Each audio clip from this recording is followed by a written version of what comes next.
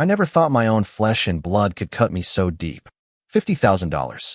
That's what I paid for my son Ethan's dream wedding in Hawaii, a sprawling affair on a cliffside resort, complete with orchid arches, a string quartet, and a sunset view that could make angels weep. I poured every cent of my savings into it, every late night at the office, every skipped vacation, every sacrifice I made as a single mother after his father walked out. Ethan was my world, my only child, the boy I raised through sleepless nights and endless worries, the boy who promised he'd never forget what I'd done for him. But then, 2 weeks before the wedding, he called me. His voice was cold, clipped, like a stranger's. "Mom, you're not invited," he said. "Claire thinks it's best if it's just her family and our friends. You understand, right?" "Understand?" I stood there, phone trembling in my hand, my heart splintering like glass. Claire, his fiancée, the girl with the perfect smile and the trust fund, had decided I didn't belong. And Ethan, my Ethan, agreed. The betrayal burned hotter than any anger I'd ever known. I spent nights pacing my small apartment, the walls closing in, my mind replaying every moment I'd given him, every scraped knee I'd bandaged, every dream I'd nurtured. I wasn't just uninvited, I was erased. But I wasn't going to let them bury me. Not like that. Revenge crept into my thoughts like a quiet tide, steady and unstoppable. I didn't want to destroy Ethan, but I needed him to feel the weight of what he'd done. I needed him to see me, to remember who I was. So I started digging. Claire's family wasn't as perfect as they seemed, and I had a knack for finding secrets. Her father, Richard, a real estate tycoon, had a reputation as polished as his Rolex, but I'd heard whispers, shady deals, hidden debts, a mistress tucked away in a condo downtown. I hired a private investigator, a gruff man named Tom who smelled like stale coffee and didn't ask questions. "Find me something I can use," I told him, sliding him a check that drained my emergency fund. He nodded, his eyes glinting with the promise of dirt. Days later, Tom called me to a diner on the edge of town. He slid a manila envelope across the table, his fingers stained with nicotine. Inside were photos, bank statements, and a name, Vanessa, Richard's mistress of 10 years, living in a penthouse he'd bought under a shell company. There were emails, too, between Richard and a business partner, hinting at a land deal in Maui that skirted every regulation in the book. It was enough to rattle Claire's perfect world, to make her family's facade crack. But I didn't stop there. I reached out to Vanessa, a woman with sharp eyes and a sharper tongue, who was tired of being Richard's secret. She agreed to meet me, her voice dripping with resentment. "He thinks he can keep me quiet with money," she said, swirling her martini. "But I'm done playing nice." I told her my plan, not to expose her, but to use her story as leverage. She laughed, a bitter sound, and agreed to help. The wedding was a week away, and I booked a flight to Hawaii. Not to crash the event, but to be close, to feel the pulse of my revenge. I checked into a small motel near the resort, the kind with peeling paint and a flickering neon sign. Every night, I sat on the balcony, staring at the ocean, plotting. I wasn't going to storm in with accusations. That was too crude. Instead, I'd send a message, subtle but devastating. I had Vanessa's testimony, the documents, and a plan to slip them to Claire's mother, Ellen, a woman who wore her pride like armor but had a heart fragile as porcelain. If anyone could unravel the wedding, it was her. I wrote a letter, anonymous but precise, detailing Richard's betrayal and his shady deals, and I included just enough evidence to make it undeniable. I mailed it to Ellen's hotel room. Time to arrive the morning of the rehearsal dinner. The day before the wedding, I sat in a cafe across from the resort, watching the chaos unfold. Ellen stormed out of the venue, her face pale, clutching the letter like a grenade. Richard followed, his voice low and pleading, but she didn't stop. I could almost hear the cracks forming in their perfect family. Claire, oblivious, was probably adjusting her veil, unaware that her mother was unraveling. Ethan called me that afternoon, his voice shaking. "Mom, what did you do?" he demanded. "Claire's mom is losing it, talking about canceling everything." I stayed calm, my voice steady as stone. "I don't know what you're talking about, Ethan.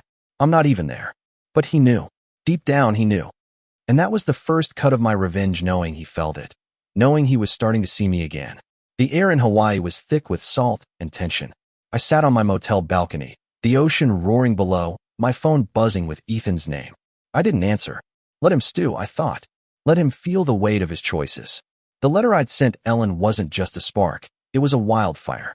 By evening, Word spread through the resort like gossip through a small town. Ellen had confronted Richard in front of their closest friends, her voice sharp enough to cut glass. She didn't care about the guests or the orchids or the five-tiered cake. She cared about the truth, and I'd given her just enough to make her question everything. Richard's empire, built on charm and secrets, was teetering. I sipped my coffee, cold now, and felt a strange mix of satisfaction and guilt. This wasn't just about hurting Claire's family. It was about making Ethan see what he'd thrown away. I hadn't slept in days, my mind racing with what-ifs. What if Ethan hated me forever? What if this broke him instead of waking him up? But I pushed the doubts down. He'd chosen Claire over me, chosen her polished world over the woman who'd given him everything. I wasn't done yet. The next step was riskier, more personal. I'd learned from Tom that Claire had her own secretza fling last summer with a coworker, hidden from Ethan. It wasn't much, just a few late-night texts and a weekend trip she'd called work-related, but it was enough to plant doubt. I didn't want to destroy their marriage before it started, but I wanted Ethan to question her, to feel the same betrayal I did. I crafted another letter, this one for Ethan, anonymous like the first. Asked Claire about Seattle last July. It read, with a single photo of her laughing with the coworker, their hands brushing. I slipped it under his hotel room door at midnight, my heart pounding as I retreated into the shadows. The morning of the wedding, the resort was a circus of whispers. Guests milled about, their faces tight with curiosity. Ellen hadn't spoken to Richard since the rehearsal dinner, and Claire was reportedly locked in her suite, crying. Ethan called me again, his voice raw. "Mom, please. If you know something, just tell me." I almost broke then, hearing the boy-eyed raised in his voice, the one who used to cling to me during thunderstorms. But I stayed silent. "I'm not there, Ethan," I said again, my lie steady. "Maybe you should talk to Claire." He hung up, and I stared at the phone, my chest tight. I wasn't sure if I was winning or losing, but I was too far in to stop. By afternoon, the wedding was unraveling. Claire's mother had threatened to pull her funding, furious at Richard's lies. Guests were picking sides, some loyal to Ellen, others to Richard's charm. Ethan was caught in the middle, trying to hold it all together. I watched from the cafe, my binoculars trained on the resort's lawn. Claire emerged, her dress a vision of white, but her face was blotchy, her eyes red. Ethan followed, his suit rumpled, his hands gesturing wildly. They argued, their voices carrying faintly over the wind. I couldn't hear the words, but I saw the moment Ethan pulled out the photo I'd sent. Claire froze, her hands flying to her mouth. He shook his head, stepping back, and I felt a pang not of triumph, but of sorrow. I'd wanted him to see me, but I hadn't meant to break him like this. That night, I walked to the beach, the same one where the wedding was supposed to happen. The chairs were still set up, white ribbons fluttering like ghosts in the wind. I sat on the sand, the waves crashing, and let myself cry.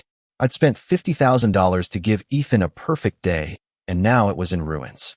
But it wasn't about the money.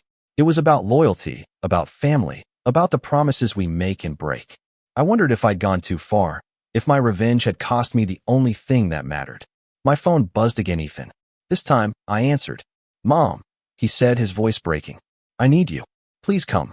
I closed my eyes, the tide pulling at my heart. I wasn't sure if I was ready to forgive, but I knew I couldn't let him beg alone. Ethan's voice on the phone was a knife, cutting through the armor I'd built.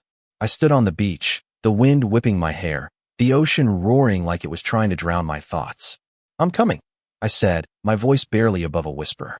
I didn't know what I'd find when I got to him, but I knew I couldn't stay away. Not now. Not when he sounded so broken. I walked back to my motel, changed into something less like a grieving widow, and drove to the resort. The security guard barely glanced at me. The chaos of the day had left everyone distracted. I slipped through the gates, my heart pounding like a drum. The venue was a ghost town, the fairy lights dim, the tables abandoned with half-eaten appetizers and overturned champagne flutes. It looked like a battlefield after a war nobody won. Ethan was in the bridal suite, sitting on the edge of a velvet couch, his tie undone, his face buried in his hands. Claire was nowhere in sight. When he saw me, he stood, his eyes red and raw. "Mom," he said, and then he was in my arms, sobbing like he was 10 years old again, scared of the dark. I held him, my own tears falling, and for a moment, I forgot the letters, the secrets, the revenge. He was my son, and he was hurting. "What happened?" I asked, though I already knew most of it. He pulled back, wiping his face. "Claire lied to me," he said. "About Seattle. About Everything. And her parents' theory falling apart. It's all a mess. I nodded, keeping my face neutral, but inside, I felt the weight of what I'd done. I'd wanted him to see the truth, but I hadn't expected it to look like this. He told me everything: how Claire admitted to the fling, swearing it meant nothing, how Ellen had locked herself in her room, refusing to speak to anyone, how Richard was scrambling to save face with the guests. The wedding was postponed, maybe canceled. Ethan looked at me, his eyes searching. Did you know? He asked. My stomach twisted. I could have lied again, kept my hands clean, but something in his voice stopped me. I sent the letters, I admitted, my voice steady but soft. His face crumpled, not with anger, but with something worse: disappointment. Why, Mom? Why didn't you just talk to me? I wanted to scream that I'd tried, that he'd shut me out, but instead, I said, because I was invisible to you. I gave you everything, and you chose her. He sat down hard, like the air had been knocked out of him. We were silent for a long time, the hum of the ocean outside filling the space. I didn't mean to hurt you, he said finally. Claire said it would be easier, less drama. I thought I was doing the right thing. I laughed, a bitter sound. Easier for who? For her? For her family. He flinched, and I saw the boy who'd once promised to never let me down. I wanted to hate him, but I couldn't. I'm sorry, he whispered. I didn't know how much it meant to you. I shook my head. It wasn't about the wedding, Ethan. It was about us. We talked for hours, unraveling the years of unspoken hurts. He told me how Claire's family had pressured him, how he'd felt trapped between her world and mine. I told him about the sacrifices, the nights I'd stayed awake worrying about him, the pride I felt watching him grow. It wasn't forgiveness, not yet, but it was a start.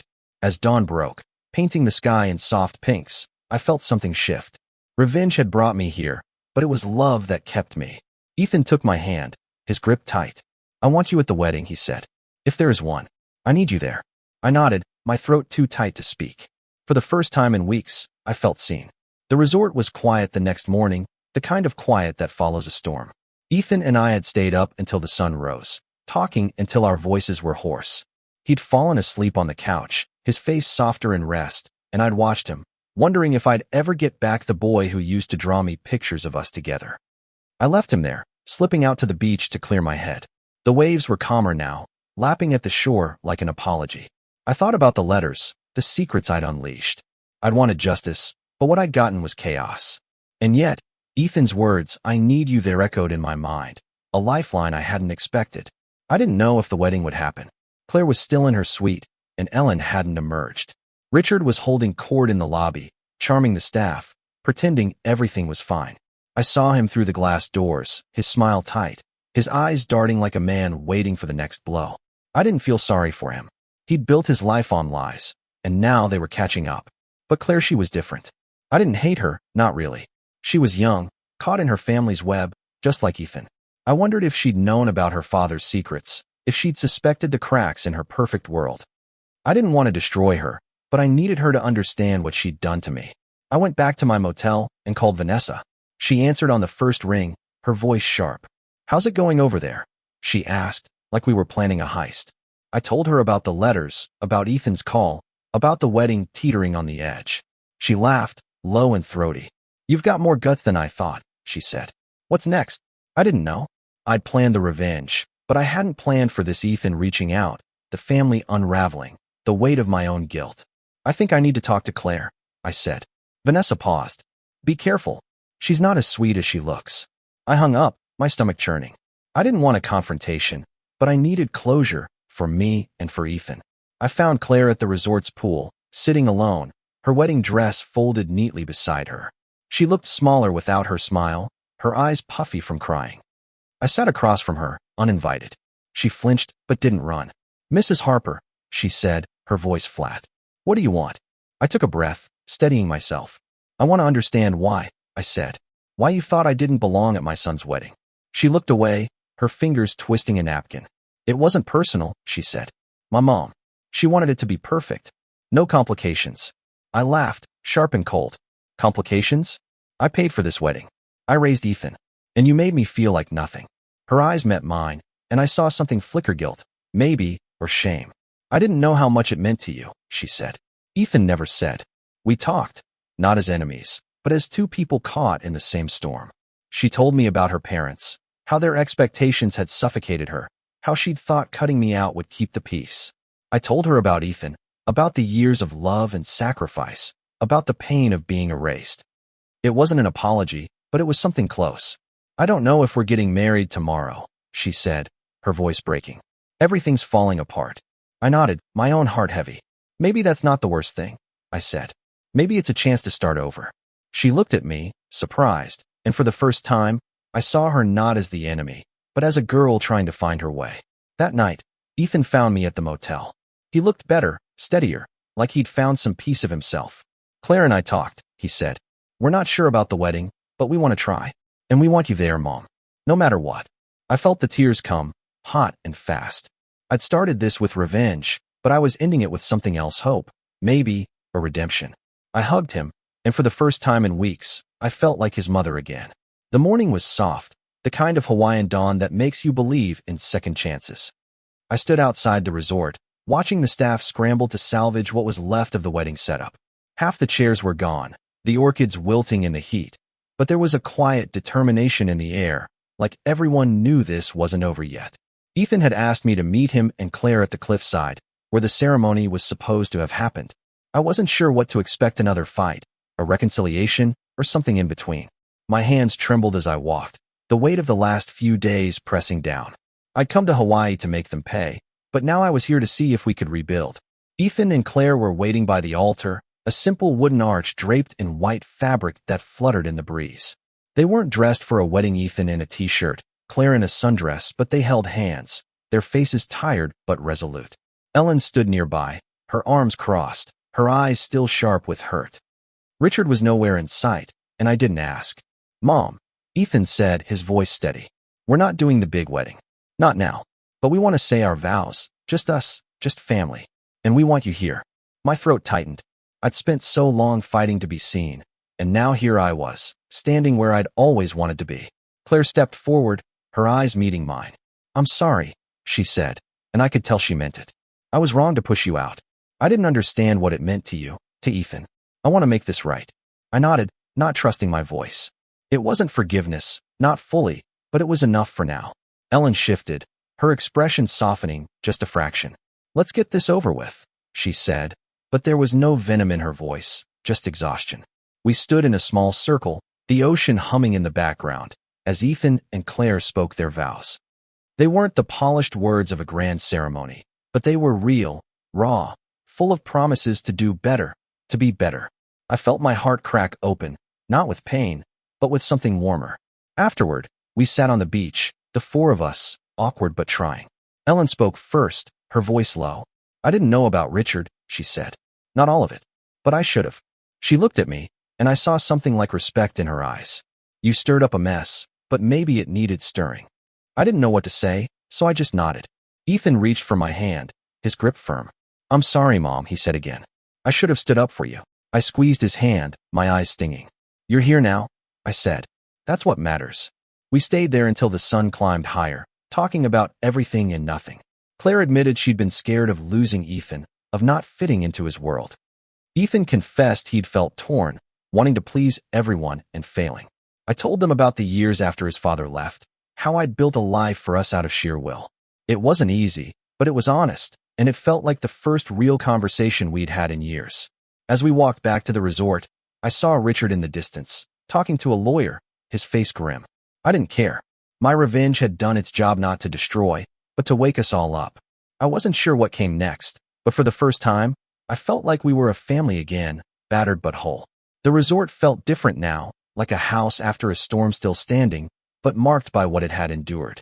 Ethan and Claire decided to stay in Hawaii for a few more days, not as newlyweds, but as two people trying to find their way back to each other.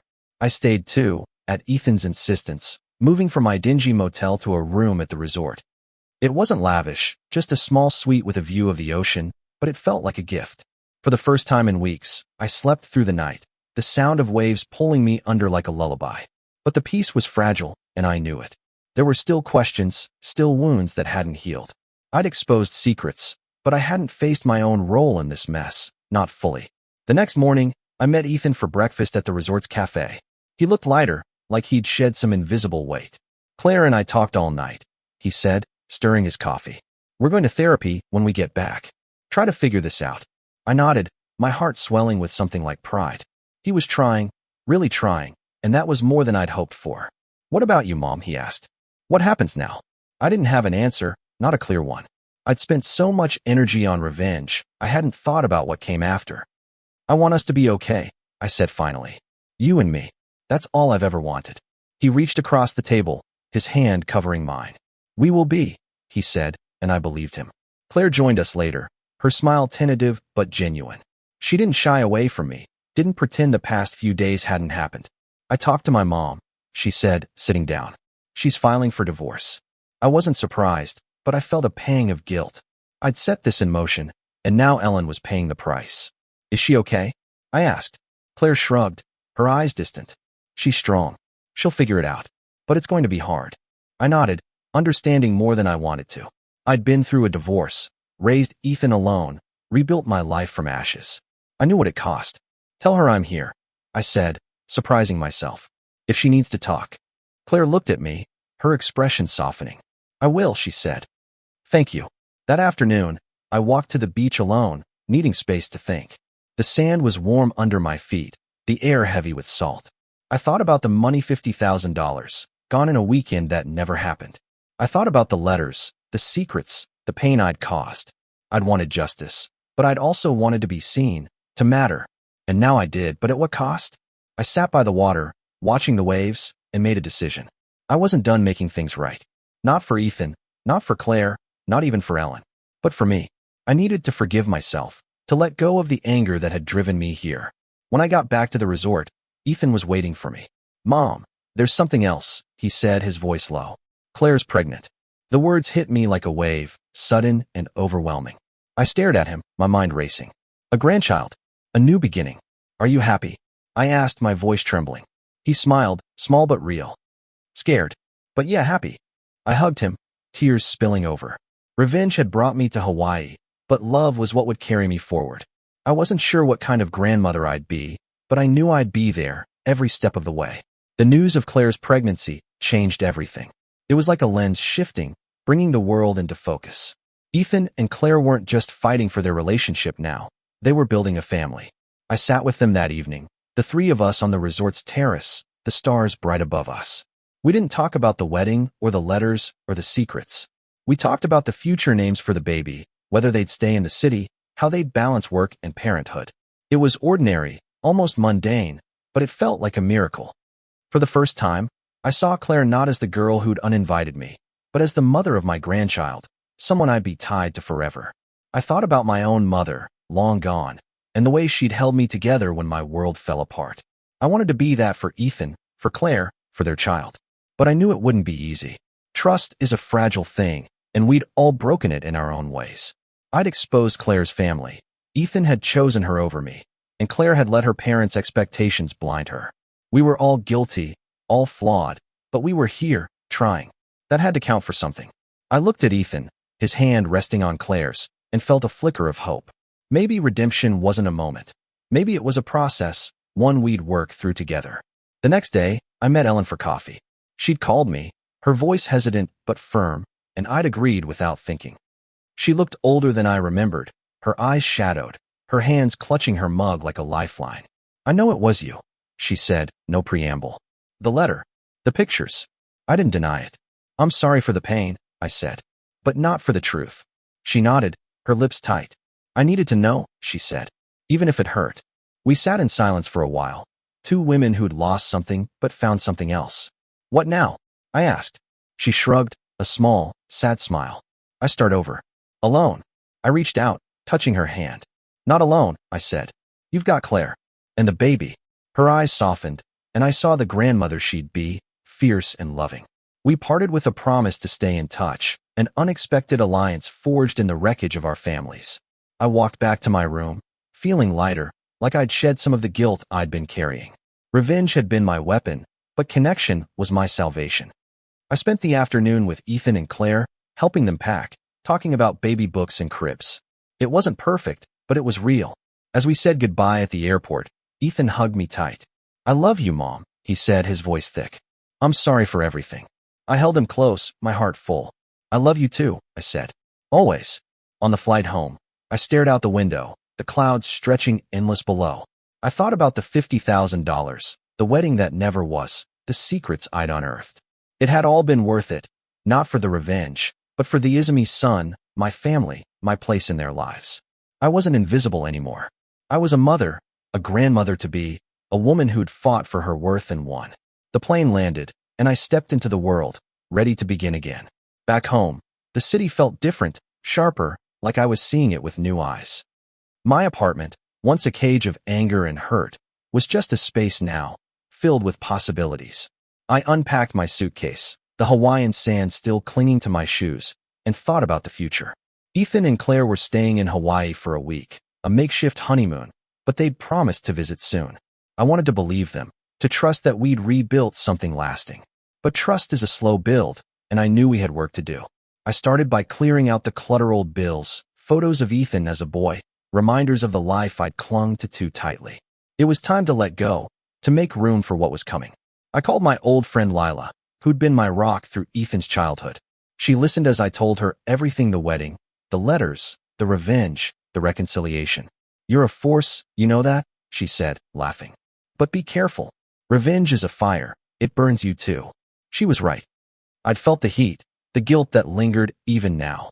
I didn't regret what I'd done, but I regretted the pain it caused, the collateral damage. Lila invited me to dinner, and we spent the evening reminiscing, laughing until my sides ached. It was a reminder of who I was outside of being Ethan's mom, a woman with her own life, her own strength. A week later, Ethan called. "We're back," he said, his voice bright. "Can we come over this weekend?" I said yes, my heart racing. When they arrived, Claire was glowing, her hand resting on her still flat stomach. Ethan carried a box of pastries, a peace offering. We sat in my living room, the air light with nervous laughter. Claire talked about the baby, her voice soft with wonder. "We're thinking, Emma, if it's a girl," she said, "after my grandmother." I smiled, my eyes stinging. "That's beautiful," I said. Ethan caught my gaze, and I saw the apology in his eyes, the promise to do better. I believed him. We spent the day together, cooking, talking, rebuilding. Claire asked about my life, my work, the years before Ethan. It was strange, letting her in, but it felt right. Ethan watched us, his smile cautious but real. As they left, he hugged me, his arms strong. "We're going to be okay, Mom," he said. "I promise." I nodded, my throat tight. "I know," I said. After they were gone, I sat on my couch, the silence warm instead of heavy. I thought about the baby, about Emma, about the family we were becoming. Revenge had been my spark, but love was my anchor. The next morning, I woke early, the city still quiet. I made coffee, sat by the window, and wrote a letter not to expose secrets, but to heal them. I wrote to Ethan, to Claire, to the grandchild I hadn't met yet. I wrote about forgiveness, about the mistakes we make, about the strength it takes to start over. I didn't send it, not yet. It was for me, a way to let go of the past. I sealed it in an envelope, tucked it away, and stepped into the day, ready for whatever came next. The weeks that followed were a dance of rebuilding. Ethan and Claire came over often, bringing takeout or baby books, their laughter filling my apartment. We were careful with each other, like people learning to walk on new ground. I saw the effort in Ethan's eyes, the way he listened when I spoke, the way he included me in their plans. Claire was different too, softer, more open. She asked for my advice on parenting, on marriage, and I gave it honestly, drawing from my own scars. It wasn't perfect, but it was progress, and that was enough. I started to see them not just as my son and his wife, but as partners, parents-to-be, people with their own dreams and fears. I kept in touch with Ellen, too. She'd moved out of the house she shared with Richard, renting a small apartment near the city. We met for coffee again, and she talked about her divorce, her voice steady but raw. "I thought I knew him," she said, stirring her latte. "But I didn't." "Not really." I nodded, understanding. I'd thought I knew Ethan, too, until he uninvited me. We talked about our children, our mistakes, the ways we tried to protect them and failed. "Claire's lucky to have you," Ellen said, surprising me. "You're fierce. She needs that." I smiled, grateful for the unexpected bond. We weren't friends, not yet, but we were something two mothers navigating the wreckage of love. Work became a refuge, a place to channel my energy. I'd taken time off for the wedding, but now I was back, diving into projects with a focus I hadn't had in years. My colleagues noticed, commenting on my drive, my clarity. I didn't tell them about Hawaii, about the revenge or the redemption. It was mine, a story I carried quietly. But it changed me. I was less afraid, more sure of my worth. I started saying yes to things: dinners with friends, a painting class, a weekend trip to the coast. I was rebuilding my life, not just as Ethan's mom, but as myself. One evening, Ethan called with news. "We had the ultrasound," he said, his voice bright with excitement. "It's a girl." I laughed, tears spilling over. "Emma, my granddaughter." I could already see her, tiny and fierce, a piece of all of us. "I can't wait to meet her," I said, my heart full. Ethan paused, his voice softening. "Mom, I want you to be there. When she's born, I want you in her life." I closed my eyes, the weight of his words settling over me. "I will be," I said. "Always." That night, I pulled out the letter I'd written, reading it again. It was a map of where I'd been, a reminder of what I'd learned. I added a new line: "For Emma, you'll never be invisible to me." I sealed it again, knowing I'd give it to Ethan one day, when the time was right. For now, I was content to wait, to build, to love. Revenge had been my fire, but family was my home, and I was finally back where I belonged. Spring came, and with it, the promise of Emma. Ethan and Claire moved into a small house outside the city, a fixer-upper with a yard big enough for a swing set. I helped them paint the nursery, a soft yellow that glowed in the sunlight. We laughed over spilled paint, argued over furniture, and planned for a future that felt within reach. I saw the way Ethan looked at Claire, the way she leaned into him, and I knew they were stronger for what they'd been through. I was stronger, too. The anger that had driven me to Hawaii was gone, replaced by something quieter, deeper. I wasn't just Ethan's mom anymore. I was a woman who'd fought for her place and won. Ellen visited one weekend, bringing a handmade quilt for the baby. She'd softened since the divorce, her edges less sharp, her smile more genuine. We sat in the nursery, folding tiny clothes, talking about the past and the future. "I misjudged you," she said, her hands stilling. "I thought you were meddling, but you were protecting your family." I shook my head. "I was angry," I said, "but I'm learning." She nodded, and we sat in comfortable silence, two women who'd survived their own storms. Claire joined us, her belly round now, and we laughed about baby names and old family stories, weaving a new tapestry together. The day Emma was born, I was at the hospital, pacing the waiting room with Ellen. Ethan came out, his face lit with joy and exhaustion. "She's perfect," he said, and we followed him to Claire's room. There she was, tiny and red, wrapped in a blanket, her eyes already searching the world. I held her, my heart swelling until it hurt. She was a piece of Ethan, of Claire, of May, a new beginning. Claire smiled, tired but radiant. "Thank you for being here," she said. I nodded, too choked up to speak. Ethan put his arm around me, and for the first time, I felt whole. Months later, we gathered for Emma's first birthday, a small party in their backyard.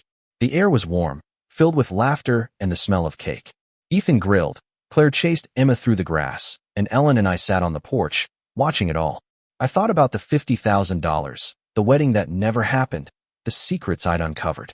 It had all led to this messy, imperfect, beautiful. I'd wanted revenge, but I'd found something better, redemption, not just for me, but for all of us. I looked at Emma, giggling as Ethan swung her in the air, and knew I'd do it all again, every painful step, to get here. As the sun set, I pulled Ethan aside. "I'm proud of you," I said, my voice steady. He smiled, his eyes bright. "I'm proud of you too, Mom." We hugged, and I felt the past fall away, leaving only the present, this moment, this family. I wasn't invisible anymore. I was here, seen, loved, and that was enough.